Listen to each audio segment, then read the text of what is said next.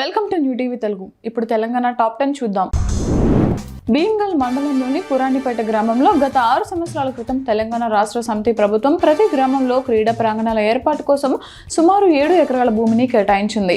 అయితే అభివృద్ధి పనులు చేపట్టకపోవడంతో పిచ్చి మొక్కలతో నిండిపోయిన ఈ భూమిని పురాణిపేట గ్రామాభివృద్ధి కమిటీ చదును చేసి క్రీడా మైదానంగా అభివృద్ధి చేయాలని నిర్ణయించింది.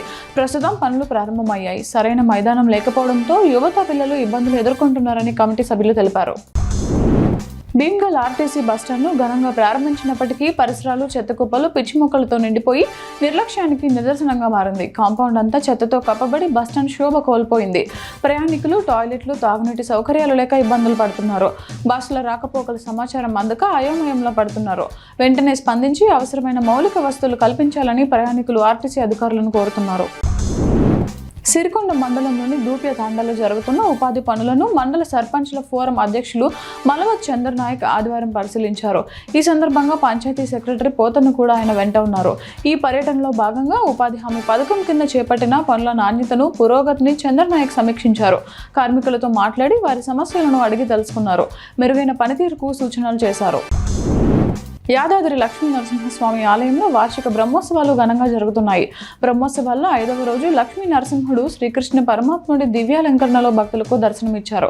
ఉదయం వేళ నరసింహుడిని పిల్లను గ్రోవి పట్టు వస్త్రాలు, ఆభరణాలు, పూలమాలలతో మురళీకృష్ణుడిగా అలంకరించి ఆలయ పురవీధుల్లో ఊరేగించి ప్రత్యేక పూజలు నిర్వహించారు. రంగారెడ్డి జిల్లా శేరిలింగంపల్లి పరిధిలోని మియాపూర్ డివిజన్లోని పేబుల్స్ బే నుంచి ప్రశాంత్ నగర్ రోడ్డు వరకు 2వ వారం క్లీన్ అండ్ గ్లీన్ కార్యక్రమం అట్టేపల్లి రామప్రభు ఆధ్వర్యంలో జరిగింది.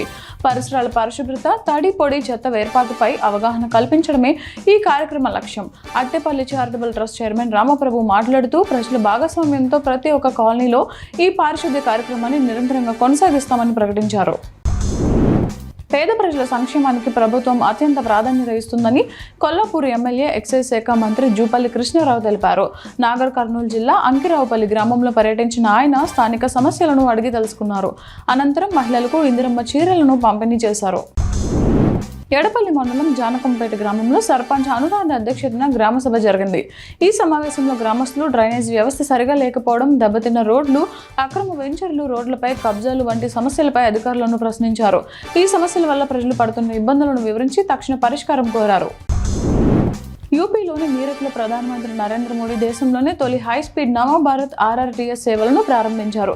గంటకు 120 కిలోమీటర్ల వేగంతో ప్రయాణించే ఈ మెట్రో ట్రైన్లో మోడీ స్వయంగా ప్రయాణించి దాని పనితీరును పరిశీలించారు. చంద్రయాన్ గుట్ట నియోజకవర్గంలోని డాక్టర్ అంబేద్కర్ నగర్, నాగులబండ, ఫలక్ నుమా ప్రాంతాలలో ఉదయం 10 గంటలకు శుద్ధ పంచమి రోజున దేవాలయ పునఃనిర్మాణ కార్యక్రమం జరిగింది. ఈ ఆలయ నిర్మాణం డాక్టర్ అంబేద్కర్ నగర్ బస్తీవాసుల స్వంత నిధులతో, దాతల విరాళాలతో జరుగుతోంది. ఈ సందర్భంగా doctor Ambedkar welfare association committee సభ్యులు బస్తీవాసులు అమ్మవారిని దేవాలయ నిర్మాణం త్వరితగతిన పూర్తి కావాలని, బస్తీవాసులు ప్రజలు సుఖ సంతోషాలతో ఉండాలని కోరుకున్నారు.